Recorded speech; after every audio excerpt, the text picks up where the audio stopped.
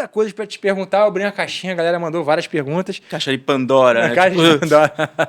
Mas eu queria começar pela história do Malagoli, que já tem aí, quantos anos mesmo? 50 e pouco? Quase 60 anos. Quase 60 anos. Foi fundado em 65? Isso. Pelo seu pai, né?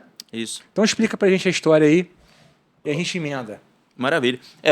Até tem uma caixinha comemorativa que é justamente... Mostrar aqui, Mitch. Que é meu pai e os irmãos, né? Tem um primo meu aqui também, mas começou com meu pai e os irmãos. Na verdade, o começo mesmo, né? O comecinho lá, meu avô tinha uma marcenaria, fabricava móveis assim, e meu pai e mais um irmão queriam tocar. Estamos falando dos anos 60, né? Então, tipo, o rock estava bombando e eles queriam fazer uma banda, porque a marcenaria no bairro da Pompeia, que é tipo, o pessoal faz uma comparação assim, né? A Liverpool brasileira. É uma comparação grandiosa, mas você veja, nos anos 60 no Brasil, foi uma época muito forte pro rock. E lá na Pompeia teve muita banda que saiu de lá, os Mutantes. Muita gente começou a falar de Mutantes agora, talvez muitas pessoas nem conhecessem Mutantes, mas por conta de Rita Lee, né, mostraram a casa deles lá na Pompeia. Você conhece a casa? Tem a casa lá na Turiaçu. A casa tá lá ainda pintada, tal, do jeito que era. Os Incríveis, Made in Brasil, várias bandas surgiram da Pompeia. E lá meu pai fala que assim, você passava na rua, você ia andando, ia mudando os sons, porque cada garagem o pessoal estava ensaiando. Só que eles não tinham condições. E no Brasil dos anos 60, a gente até vejo o pessoal mais jovem reclamar que realmente, com razão, que as coisas são caras no Brasil. É difícil você conquistar as coisas, mas já foi pior, né? Você não tinha acesso a instrumentos importados.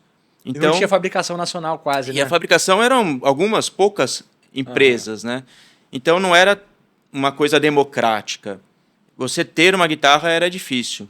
Eles também falavam que se alguém tinha uma Fender, era coisa de fazer uma excursão para casa da pessoa. Assim, o cara tem uma Strato Fender, né? E eles, então, para terem a guitarra, o baixo, decidiram construir o instrumento na marcenaria do meu avô. E só que aí era para consumo próprio, né, para uso.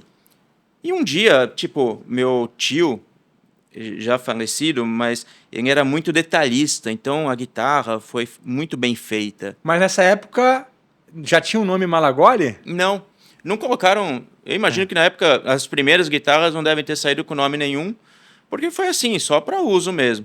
Só que alguém, em algum momento, falou, pô, eu tava precisando de uma guitarra, gostei, troca para um amplificador, sabe? Começaram no escambo, assim. Daí eles pensaram, porra, acho que funciona fabricar guitarra, né? Começaram, então, a fabricar guitarra e comprar captadores de uma outra empresa, que era uma empresa, a primeira empresa de captadores. Você lembra qual era o nome? Se eu não me engano, era Capson. Podia ser Cap Sound, né? Cap Sound.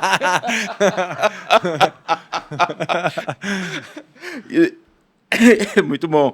E essa empresa era de um lendário também, pessoal mais antigo, que era o Seu Vitório. Muita gente fala do Seu Vitório, ele era o dono dessa fábrica. Mas imagina só, era uma fábrica pequena que tinha que fornecer para todo mundo, que também não dava conta. Essa durou até quanto? Você sabe até quanto durou? Não sei. Mas, tipo, não durou tanto. Porque teve um problema lá, assim, eu falando pelo que me contam, né?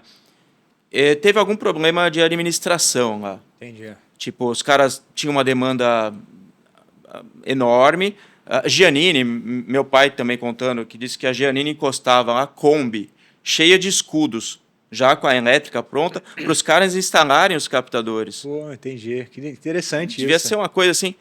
E daí, como essa empresa que estava começando, meu pai, meus tios, daí já tinha o nome, que era Sound.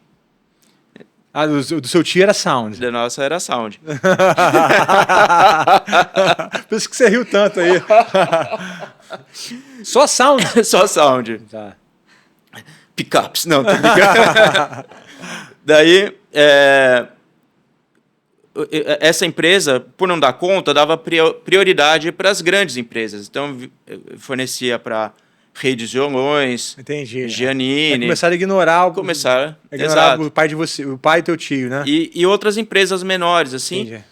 E, por necessidade, eles começaram ainda comprando dessa empresa, começaram a desenvolver os próprios captadores. Começaram a abrir por curiosidade, dar uma olhada. Fazendo carretel de madeira, fazer o captador, todas as peças de madeira, porque tinha facilidade da marcenaria.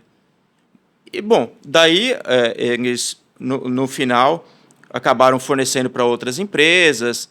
A Rei dos Violões acabou sendo um cliente muito importante nosso.